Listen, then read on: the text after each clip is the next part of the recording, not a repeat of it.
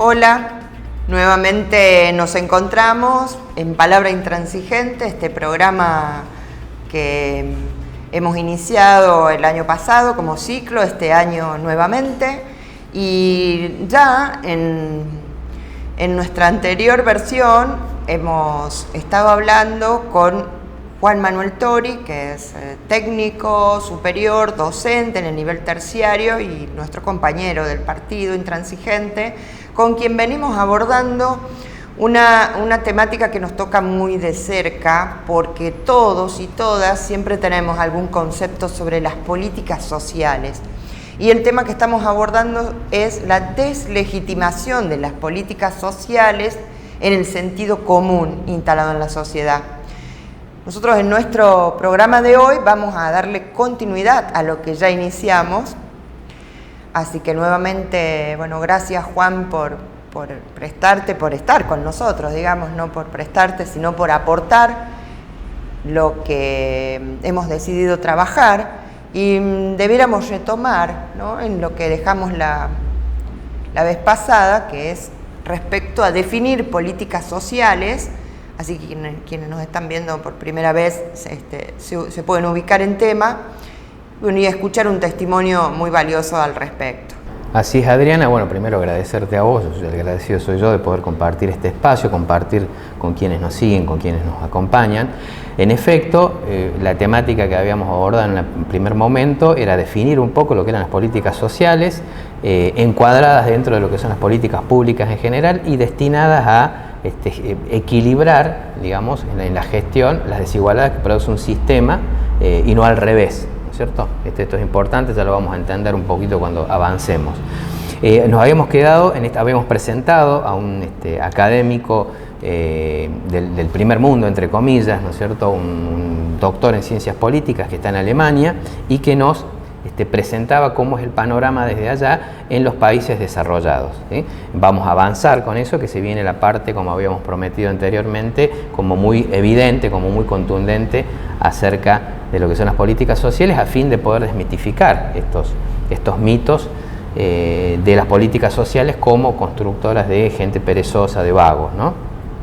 Nos habíamos quedado en una parte donde pensábamos cómo se las entiende desde el sentido común, ¿no es cierto?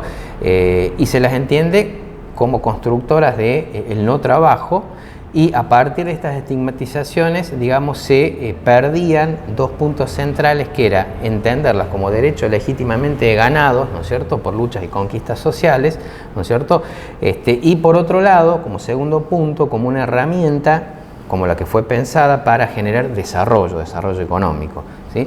A ese punto convocamos a ver una segunda parte de este académico que está en Alemania, enseñando en Alemania, sobre algunos detalles de cómo surgen las políticas sociales, cómo funcionan precisamente en Alemania, un país muy desarrollado de la Europa continental, de la Europa occidental, ¿no es cierto?, porque lo tenemos a Rusia, bueno, pero no la consideramos dentro de ese bloque del capitalismo occidental europeo que maneja la economía, ¿no es cierto?, maneja el euro y es un país con riquezas. Así que pasamos a ver al doctor Ezequiel Bisoletti, la segunda parte, que nos va a dar evidencias de lo que estamos planteando en este programa.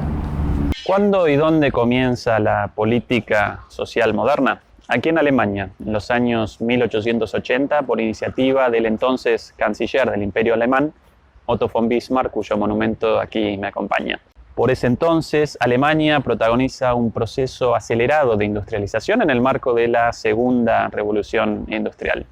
Y en ese contexto, Bismarck establece los primeros seguros sociales modernos, con el seguro de salud y el seguro de accidentes de trabajo. Pronto la política social comenzará a responder a cada vez más contingencias de la vida, como la vejez, la maternidad, el desempleo, etc. Y comenzará a alcanzar también a grupos sociales cada vez más grandes: los trabajadores, las mujeres, los ancianos, los niños. Ahora bien, ¿por qué un canciller conservador del Imperio Alemán en 1880 habría de motorizar el inicio de la política social moderna? ¿Por compasivo, tal vez? De ninguna manera. A Bismarck no lo caracterizaba la compasión, sino la astucia. Alemania parecía lanzada a un acelerado proceso de industrialización en abierta competencia con la otra potencia industrial naciente, los Estados Unidos. Y en ese contexto, Bismarck debía maximizar la productividad de la economía alemana a toda costa. Por esta razón, acomete el primer paso en el establecimiento de la política social moderna. Pronto lo acompañarán el resto de las potencias mundiales y más adelante el resto de los países del mundo. Ahora bien, ¿de qué manera la política social maximiza la productividad de la economía? Básicamente de dos maneras, una económica y una política. Económicamente, la política social genera trabajadores aptos y predispuestos para el trabajo. Un trabajador no podría realizar su trabajo si careciese de la formación necesaria o si apareciese enfermo o malnutrido. Para eso, los centros de formación profesional, los hospitales, los centros de salud y para eso también las transferencias a las familias. Un trabajador tampoco podría realizar su trabajo si debiera responder por el cuidado de los niños y ancianos todo el día. Para eso las guarderías, los geriátricos y para eso también las pensiones por vejez. Y aquí debemos recordar también que todo esto corresponde no solo para los trabajadores ocupados, sino para los desocupados también, de manera que aparezcan aptos para el trabajo cuando el mercado laboral los quiera.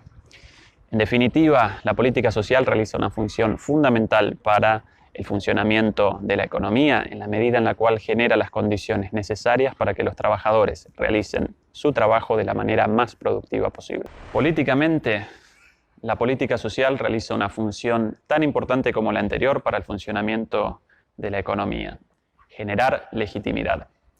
Puesto en forma de pregunta, ¿por qué alguien sin acceso a la salud, a la educación, a la vivienda e incluso sin acceso a la alimentación habría de convalidar el orden social existente?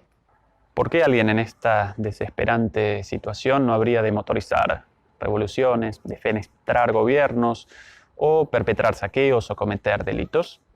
En este sentido, la política social coadyuva al mantenimiento de la paz social y a la estabilidad política de nuestras sociedades.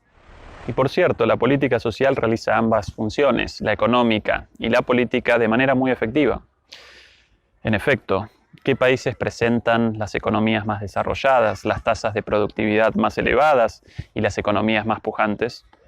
Por cierto, los países con las políticas sociales más extendidas, como Alemania, Noruega, Holanda, Japón, Suecia. Países caracterizados además por la estabilidad política.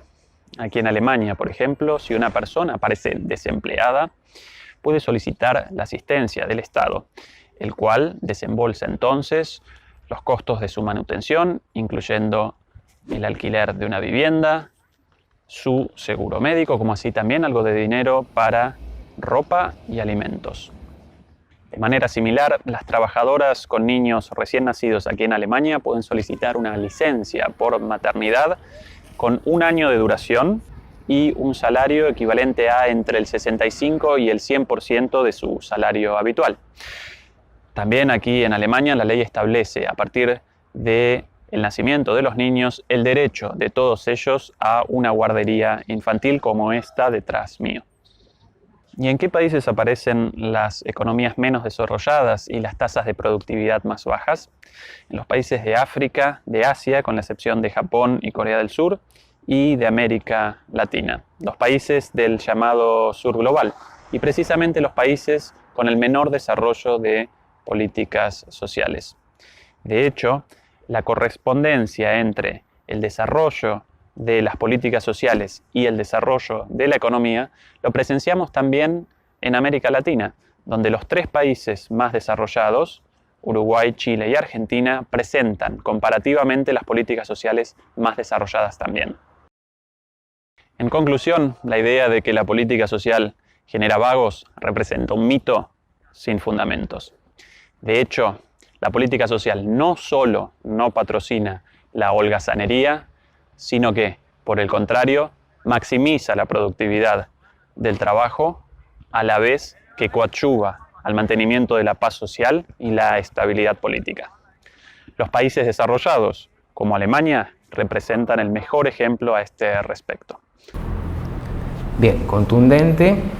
No lo está diciendo un militante de una organización política local, no lo está diciendo alguien que responde a un gobierno determinado. Por eso nos parecía importante remitirnos a este testimonio de un académico que ha investigado de una universidad prestigiosa de Berlín, en Alemania, y que nos genera, digamos, evidencias y sobre todo entender, para quienes no conocen, cuál es el origen, cuál es el fundamento de las políticas sociales establecidas en diferentes estrategias de acuerdo al territorio y al lugar, ¿no es cierto?, y a la particularidad de cada provincia o país, ¿no? Sí, y entender que a partir de lo que acabamos de ver y escuchar, realmente las políticas sociales tienen, por un lado, un sentido económico, se dijo, asentados en la búsqueda de un desarrollo económico, por otro lado, un componente de justicia social y un componente que apunta a eso, decía, cuando se refiere a la paz, a generar ese contexto o ese ámbito en donde se puedan llevar adelante las actividades y las acciones en una sociedad en donde haya un mínimo de tensión, un mínimo de conflicto, que obviamente se generan cuando están basados en injusticias o están basados en hartas inequidades, ¿no?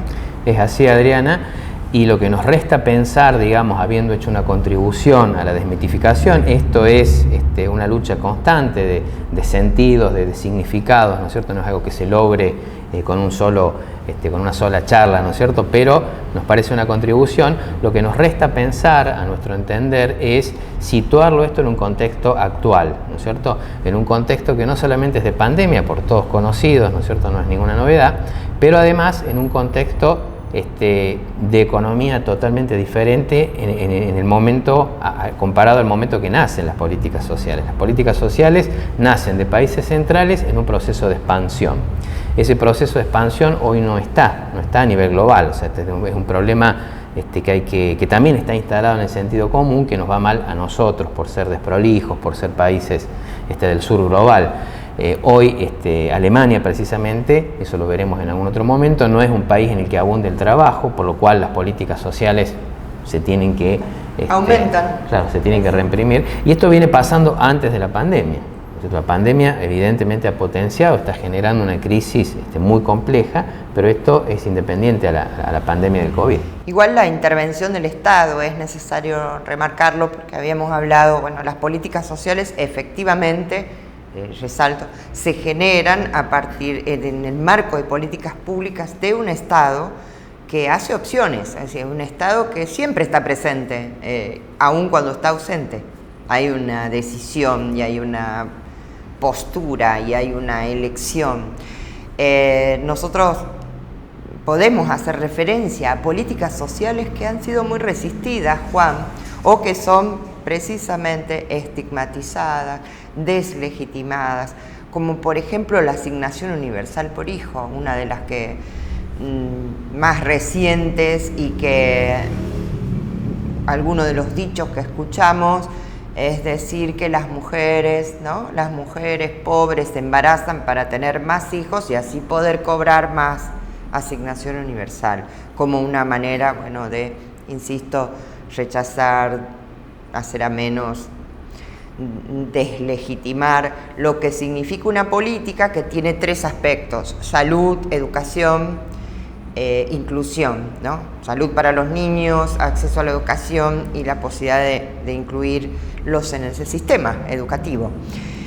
Y también pensaba en algunas otras de las que se están impulsando precisamente en contexto de pandemia, donde escuchamos que se plantea, y a nosotros que tenemos un trabajo, que pagamos los impuestos, que pongo un comercio, que tengo, en fin, un trabajo formalizado, recibimos menos ayuda o no hay ayuda del Estado, y el Estado les está transfiriendo recursos como la IFE, por ejemplo, que fue el ingreso familiar, uno de los ingresos de emergencia por la pandemia en nuestro país, y se ha, entre comillas, descubierto, es decir, nuestro gobierno se ha encontrado con una masa mucho mayor de la que se tenía cuenta, que donde hay más de 9 millones de personas, o de 9 millones de familias, en realidad en el país, que no tenían ningún tipo de ingreso formal.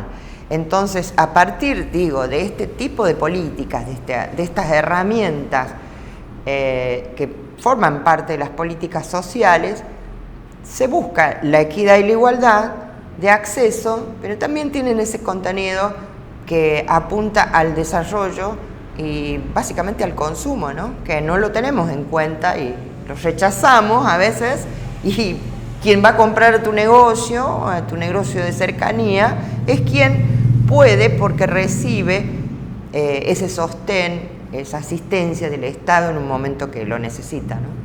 Tal cual, Adriana. Además, por otro lado, viendo la otra punta del problema, habíamos comenzado, cuando empezamos a abordar esta temática, hablando de las desigualdades generadas por el sistema. Hoy vivimos una globalidad con sus matices, ¿no es cierto? Pero vivimos una globalidad donde se produce una mayor cantidad de riquezas en bienes y servicios que no están siendo distribuidos, estamos hablando a nivel global, y una mayor concentración de la riqueza, con lo cual el sistema está generando esas desigualdades.